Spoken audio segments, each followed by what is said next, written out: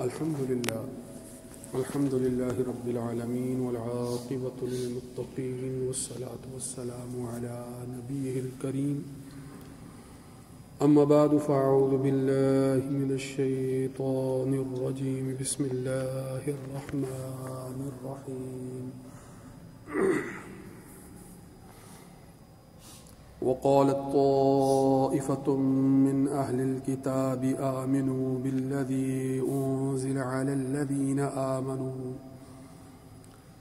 الذين آمنوا وجه النهار واكفروا آخره لعلهم يرجعون ولا تؤمنوا إلا لمن تبع دينكم قل إن الهدى هدى الله أن يؤتى أحد مثل ما أوتيتم أو يحاجوكم عند ربكم قل إن الفضل بيد الله يؤتيه من يشاء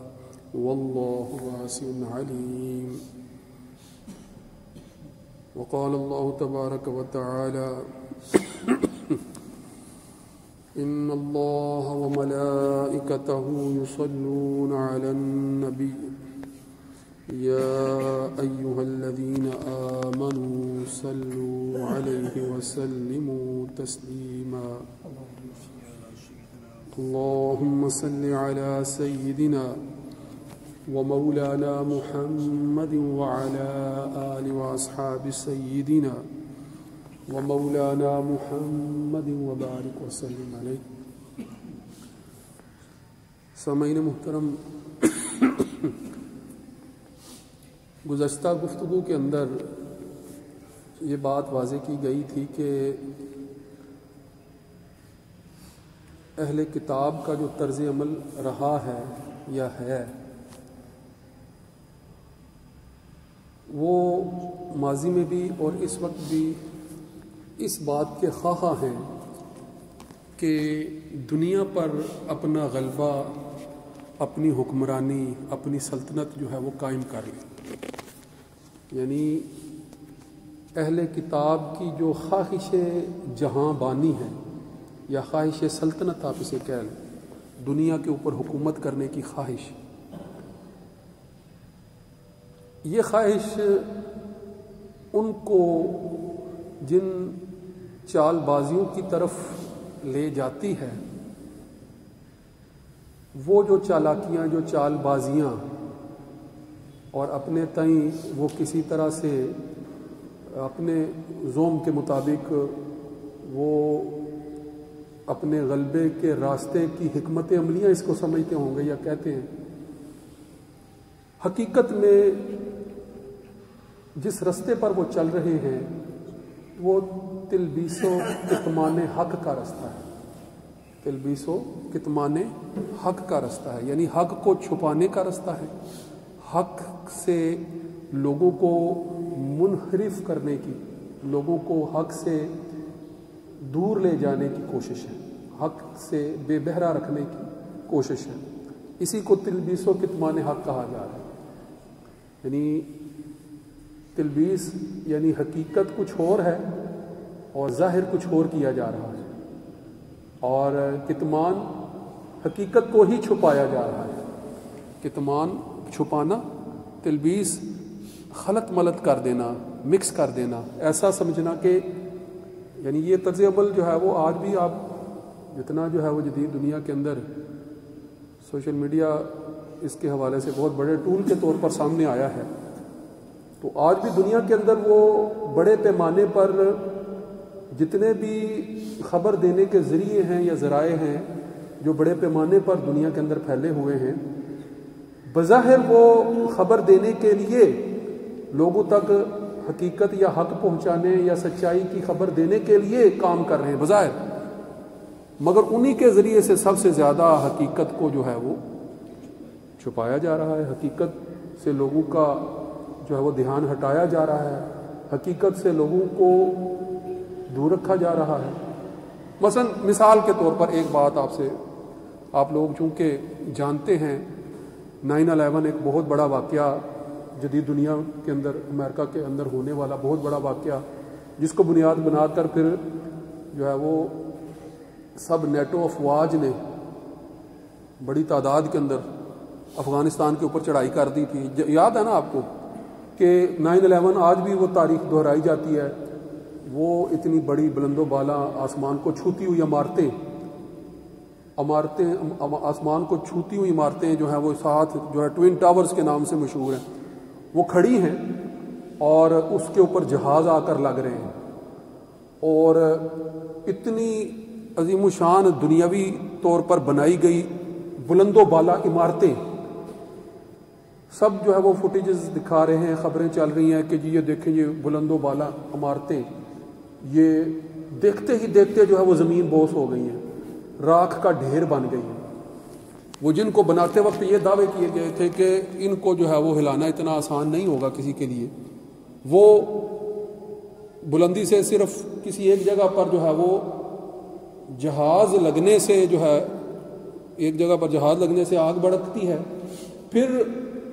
وہ زمین بوس ایسے ہوتی ہوئی نظر آتی ہیں جیسے کہ جو ہے وہ اس کی بنیادیں کسی نے ہلا دی ہیں. بنیادوں پر کوئی چیز لگی نہیں, آ کر لگی آسمانوں پر, اس کی بلندیوں پر ہے. وہ فوٹیجز آ رہی ہوتی ہیں, دکھا رہے ہوتے ہیں, خبر پھیلائی جا رہی ہوتی ہے کہ امریکہ پر بہت بڑا حملہ کیا گیا اور اس کے نتیجے میں جو ہے وہ اب وہ جواز رکھتا ہے اور وہ ان کے دشمنوں کو یعنی امریکہ کے دشمنوں کو یا امریکہ کے خلاف اس طرح کی کارروائی کرنے والوں کو جو ہے وہ سبق سکھائے گا. لہٰذا تفصیلات کا کسی کو علم نہیں ہے, حقیقت کا کسی کو علم نہیں ہے کہ یہ واقعہ کیسے ہوا. بتا دیں اتنی کہانیاں ہیں, سوشل میڈیا بھرا پڑا ہے, آرٹیکل لکھے گئے, کتابیں بھی چھپ گئی, واقعات اتنی تفصیل, اس کی حقیقت کیا ہے کسی کو پتہ نہیں ہے. پوری جنگ دنیا کے اوپر مسلط کر دی, افغانستان کے اوپر جو ہے وہ چڑھائی کر دی, افغانستان کا جو ہے وہ اتنا رقبہ جو ہے وہ کہہ لیں کہ بموں سے جو ہے وہ کارپیٹڈ بمی سے جو ہے وہ اڑایا گیا. یہ سارا کچھ ہوا, اتنے بڑے پیمانے پر جو ہے وہ محاذرائی کریٹ کی گئی, مگر اس کے پس منظر میں اس واقعے کی حقیقت کیا ہے. سوشل میڈیا آرٹیکل بھرے پڑے ہیں مگر حقیقت کا کسی کو علم نہیں ہے, سامنے واضح حقیقت کا کسی کو علم نہیں ہے کہ حقیقت میں سچا واقعہ کیا ہوا ہے. کوئی یہ دعوے سے بیان نہیں کر سکتا, ہر ایک کے اپنے اندازے ہیں, ہر ایک کے اپنے اندازے ہیں. وہ بیان کر رہا ہے کہ یہ اس طرح سے نہیں ہو سکتا, وہ اس طرح سے ہو سکتا ہے. وہ لوگ حقیقت میں کدھر ہیں یا ان کے حقیقت میں جو ہے وہ جو لوگ ان کو جہازوں کو ٹکرانے کے لیے لے جانے والے تھے وہ افراد, ان کا بایو ڈاٹا کوئی کچھ بیان کر رہا ہے, کوئی کچھ بیان کر رہا ہے. حقیقت میں وہ کون لوگ ہیں, ان کی جو ہے وہ شناخت کیا ہے اور حقیقت میں کروانے والے کون ہیں کسی کو کوئی خبر نہیں ہے. واقعہ سامنے کا ہے, دعوے جو ہے وہ ایجنسیز کے دعوے, ایجنسیز کام کر رہی ہوتی ہے نا, دعوے تو یہ ہے نا کہ دنیا میں کہیں بھی پتہ بھی ہلتا ہے تو وہ ان کو خبر ہو جاتی ہے, دعوے یہ ہیں. مگر سامنے حقیقت کیا ہے دنیا کے اندر اس کا کسی کو علم ہی نہیں. تو یہ سامنے کی مثال آپ کو دے رہا ہوں کہ معاملے کو اس قدر جو ہے وہ حقیقت سے جو ہے وہ دور لے جانے کے لیے اس قدر ابہام کا شکار کر دیا جاتا ہے اور جھوٹی سچی باتیں اس قدر جو ہے وہ مکس کر کے خلط ملط کر کے, جس کو عربی میں جو ہے وہ تلبیس کے لفظ سے تعبیر کیا گیا ہے, کر کے سامنے لوگوں کے رکھ دی جاتی ہیں اور لوگ کوشش کرتے رہ جاتے ہیں. لوگ جاننے کی حقیقت جاننے کے لیے جو ہے وہ سرگردہ رہتے ہیں مگر حقیقت کا علم نہیں ہو پاتا. کیوں؟ کیونکہ روایات جو حقیقت تک پہنچاتی ہیں ان روایات کی چھان پھٹک کیے بغیر جو ہے وہ ان کو آگے لوگوں تک پہنچا دیا جاتا ہے. مگر ہم بھی یہی کرتے ہیں, میسج آتا ہے, سوشل میڈیا پر میسج آ گیا, ہم نے میسج کو سنتے ہی جو ہے وہ ہمارے حواس جو ہیں وہ رد عمل دیتے ہیں, اور اگر وہ سنجیدہ نوعیت کا میسج ہے اور آپ کو پریشانی سے دوچار کر دیا اس بات نے, تو آپ فوری یہ سوچے بغیر کہ یہ حقیقت ہے یا نہیں, اس سے جو ہے وہ قطع نظر آپ اس کو فوری آگے لوگوں تک جو ہے وہ پہنچا دیتے ہیں. اور بعد میں جب پتہ چلتا ہے کہ یہ تو فیک نیوز تھی پھر اس کو مٹاتے یا ڈیلیٹ کرتے پھرتے ہیں, مگر پہلے ایک دفعہ تو جو ہے وہ آگے بھیج دیا,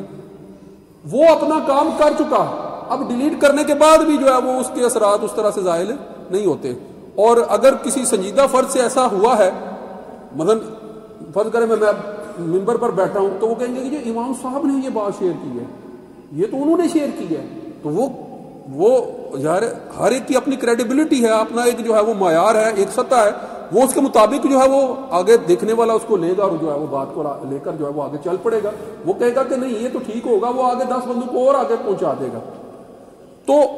روایات کو جو ہے وہ اس قدر تیزی سے جب پھیلانے کے لیے بغیر سوچے سمجھے کوئی اقدام کیا جاتا ہے تو اس کا نتیجہ یہی ہوتا ہے کہ پھر جھوٹ اور سچ مکس یعنی خلط ملط ہو جاتا ہے، اور اس کا نتیجہ کیا نکلتا ہے کہ حقیقت سے جو ہے وہ واقفیت حاصل کرنا، حقیقت تک پہنچنا، صحیح تحقیق کرنا مشکل ہو جاتا ہے، وہ آسان نہیں رہتا۔ یہ طرز عمل میں جیسے شروع میں آپ کے سامنے بات کر چکا ہوں کہ بنی اسرائیل کا بالخصوص یہود کا یہ طرز عمل کوئی نیا نہیں تھا، آپ صلی اللہ علیہ وآلہ وسلم کے دور میں بھی وہ یہ اقدامات ایسے کیا کرتے تھے۔ یہ جو میں نے آپ کے سامنے آج آیت کریمہ سورہ آل عمران کی آیت نمبر 72 جو ہے وہ تلاوت کی ہے، یہ انہی کے اس طرح کے تلبیس پر یعنی جھوٹ سچ یعنی تشکیک پھیلانے، شک و شبہات پھیلانے کے متعلق جو ان کے اقدامات ہیں اسی کی نشاندہی کر رہی ہے۔ ذرا سنیے، اللہ رب العزت فرماتا ہے کہ وقالت طائفۃ من اہل الکتاب، یعنی اہل کتاب کے ایک طائفہ گروہ کو کہتے ہیں، وقالت کہا انہوں نے، آپس میں بات کی اور کیا طے کیا اہل کتاب کے لوگوں نے، آمنوا بالذی انزل علی الذین آمنوا وجہ النہار، ایمان لاؤ کس بات پر؟ اس بات پر جو ایمان والے جس بات پر ایمان لاتے ہیں، یعنی جس طرح ایمان والے ایمان لاتے ہیں اس طرح تم ایمان لاؤ صبح کے وقت، وجہ النہار، وجہ ویسے تو چہرے کو کہتے ہیں، نہار جو ہے وہ صبح کے وقت ایمان لاؤ، یعنی ایمان لاؤ صبح کے وقت، اور پھر وَاکْفُرُوا آخِرَهُ لَعَلَّهُمْ يَرْجِعُونَ، پھر جب شام ہو، آخر وقت ہو دن کا، صبح کے وقت ایمان لاؤ، آخر وقت میں جب دن گزر جائے تو تم دوبارہ اپنے کفر کا اظہار کر دو،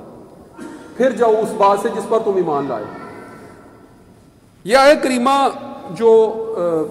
سورہ آل عمران کی آیت نمبر 72 ہے، واضح طور پر اس میں بیان کیا گیا ہے کہ اہل کتاب کے ایک گروہ نے آ کر یہ کہا کہ ہم ایمان لائے صبح کے وقت، اور پھر شام کے وقت اسی بات پر جس بات پر وہ ایمان والوں کے سامنے ایمان کا اظہار کر رہے تھے کہ ہم بھی ایمان لاتے ہیں اللہ ایک ہے اور رسول اللہ صلی اللہ علیہ وسلم اللہ کے سچے رسول ہیں، ایمان لے آئے ہیں، صبح کے وقت ایمان لے آئے ہیں اور شام کے وقت جا کر انکار کر دیتے ہیں۔ تفسیر طبری کے اندر جو ہے وہ ابن جریر طبری لکھتے ہیں، ایک روایت اسی سلسلے میں بیان کرتے ہیں کہ مدینہ کے قریب ایک بستی جس کا نام ارینا تھا، ارینا بستی مدینہ کے قریب، وہاں کے یہودیوں کے کچھ علماء نے 10 کے قریب تھے شاید، یہ فیصلہ کیا آپس میں بیٹھ کر کہ ہم ایک اقدام کرتے ہیں جس کے نتیجے میں مسلمانوں کے اندر تشکیک پیدا ہو جائے گی، ہو سکتا ہے کہ ہم مسلمانوں کو ایمان سے روگردانی کرنے کے لیے تیار کر لیں۔ اور ترکیب کیا کی انہوں نے کہا کہ ہم جو ہے وہ صبح کے وقت ان کے پاس جائیں گے اور جا کر کہیں گے کہ ہم ایمان لے آئے، ہم ایمان لاتے ہیں تم پر، آپ صلی اللہ علیہ وآلہ وسلم کی صداقت کا جو ہے وہ اقرار کرتے ہیں، آپ اللہ کے سچے نبی اور سچے رسول ہیں۔ جب وہ ہمارے ایمان کو دیکھیں گے تو کہیں گے ہاں یہ وہ لوگ ہیں کہ جنہوں نے حقیقت کو پہچان لیا ہے۔ یاد رکھیے گا کہ پس منظر میں یہ بات موجود ہے کہ اہل کتاب خصوص مدینہ کے جو یہودی تھے وہ چونکہ سلسلہ نبوت اور رسالت کی حقیقت سے واقف تھے کہ انبیاء اللہ کی طرف سے مبعوث کیے جاتے ہیں، انبیاء کے اوپر وحی نازل ہوتی ہے، انبیاء جو ہے وہ اللہ کا پیغام لے کر بندوں تک پہنچاتے ہیں، اس نسبت سے انصار مدینہ بھی واقف تھے کہ یہ اپنے نبی کی تلاش میں یہاں پھر رہے ہیں اور ان کی تلاش میں کوششیں کر رہے ہیں، تگودو کر رہے ہیں، اور ان کے ساتھ مصاحبت کی وجہ سے، ان کے ساتھ اٹھنے بیٹھنے ملنے جلنے اور ان کی تعلیمات سے واقفیت کی وجہ سے انصار جانتے تھے کہ یہودی جو ہیں بنی اسرائیل کے جو افراد ہیں یہاں پر جن کے ساتھ ہم دن رات بہت سے معاملات کرتے رہتے ہیں، وہ جانتے تھے کہ یہ منتظر ہیں، نبی آخر الزمان کی بعثت کے منتظر ہیں، اور ان کا اپنا طرز عمل جو پچھلی آیات میں نے پیچھے بھی آپ کے سامنے بیان کر دیا تھا کہ ان کا اپنا طرز عمل تو یہی تھا کہ وہ اپنے لوگوں کو بھی یہ کہتے تھے کہ یہ باتیں جو آپ صلی اللہ علیہ وآلہ وسلم سے متعلق بیان کی گئی ہیں نا تورات کے اندر، یہ تم نے آپس میں بھی نہیں کرنی ہے اور ان کے سامنے بھی نہیں کرنی ہے۔ یہ کتمان حق تھا ان کا کہ آپس میں بھی نہیں کرنی، کہ وگرنہ ان باتوں کے ذریعے سے بعد میں یہ آپ پر حجت قائم کریں گے کہ آپ خود یہ باتیں جانتے تھے، یہ تو وہی باتیں ہیں جن کو ہم نے اختیار کیا ہے۔ تو جب ان لوگوں نے یہ طریقہ اختیار کیا کہ آ کر یہ ظاہر کیا کہ ہم ایمان لائے ہیں، تو اب انصار مدینہ یا مہاجرین جو آپ صلی اللہ علیہ وسلم کے ساتھی ہیں وہ تو خوش ہوئے نا کہ یہ دیکھیں یہ حقیقت کی طرف آ گئے ہیں، انہوں نے حقیقت کو پہچان لیا ہے۔ ابھی ان کی مکاری ظاہر تو نہیں ہوئی تھی، مگر ان کی طرف سے یہ اقدام جو ہے وہ اگر وہ کرتے، آ کر کہتے، تو انصار مدینہ ہوں یا مہاجرین ہوں یا آپ سے کے جتنے بھی ساتھی ہوں، ان کے لیے تو یہ اسی طرح کی مثال بننا تھا نا کہ یہ لوگ بڑے ہی جو ہے وہ سمجھ والے ہیں، اہل کتاب سے تعلق رکھتے ہیں، یہ تورات کی تعلیمات ان کے پاس ہیں، یہ جانتے تھے آپ کی بعثت کا جو ہے وہ اظہار جب آپ نے کیا ہے تو آپ کی بعثت کے متعلق یہ جانتے تھے، آ کر آپ پر ایمان لے آئے ہیں۔ مگر انہوں نے جو تدبیر کی تھی وہ یہ تھی کہ ہم صبح ایمان لائیں گے، شام کو جا کر انکار کر دیں گے، شام کو جا کر انکار کر دیں گے اور کہیں گے کہ ہم نے آپ کے دین کو دیکھا، ہم آپ کے پاس آئے، آپ سسم کو دیکھا، آپ کے دین کو دیکھا، آپ کی تعلیمات کو دیکھا، پھر ہم نے ان باتوں کا تذکرہ جا کر اپنے علماء، اپنے رہبان سے، اپنے پیشواؤں سے جو ہے وہ کیا، اور انہوں نے ہم پر حقیقت واضح کر دی ہے کہ یہ سچا دین نہیں ہے، لہذا ہم نے رجوع کر لیا، ہم لوٹ گئے۔ یہ ان کی تلبیس تھی۔ قرآن نے آپ صلی اللہ علیہ وآلہ وسلم کو اللہ نے وحی کے ذریعے سے ان کی اس تلبیس سے آگاہ فرما دیا، لہذا ان کے آ کر ایسا اقدام کرنے سے پہلے ہی آپ صلی اللہ علیہ وآلہ وسلم نے ان کے اس اقدام سے متعلق آگاہ کر دیا ان کو۔ یعنی یہ آپ صلی اللہ علیہ وآلہ وسلم کا ایک بڑا معجزہ تھا۔ حضرت عیسیٰ علیہ السلام کو بھی یہ معجزہ دیا گیا تھا کہ گھر میں کیا کھا کر آئے ہیں، کیا بچا کر آئے ہیں، وہ بتا دیا کرتے تھے، اور سننے والے حیران رہ جاتے تھے کہ جو بات ان کے سامنے تھی نہیں وہ کیسے جانتے ہیں۔ اسی طرح جب وہ آ کر یہ اقدام کرنے لگے، ایمان کا دعویٰ کرنے لگے، تو اللہ نے جو وحی آپ صلی اللہ علیہ وآلہ وسلم پر نازل فرمائی تھی، جس کی وجہ سے آپ ان کی غرض و غایت، ان کی تلبیس، ان کی حقیقت کو پہلے سے ہی جانتے تھے، آپ نے ان کے سامنے رکھ دیا، اور وہ جو مکاری کے ساتھ آئے تھے کہ اس طرح سے مسلمانوں کے اندر تشکیک پیدا کر دیں گے، مسلمان جو ہے وہ حقیقت سے دور ہو جائیں گے، وہ اسلام کی حقانیت کو سمجھنے میں جو ہے وہ مغالطے کا شکار ہو جائیں گے، اس طرح سے ہم ان کو دین سے دور کرنے کا جو ہے وہ ہمارے پاس جو ہے وہ طریقہ آ جائے گا۔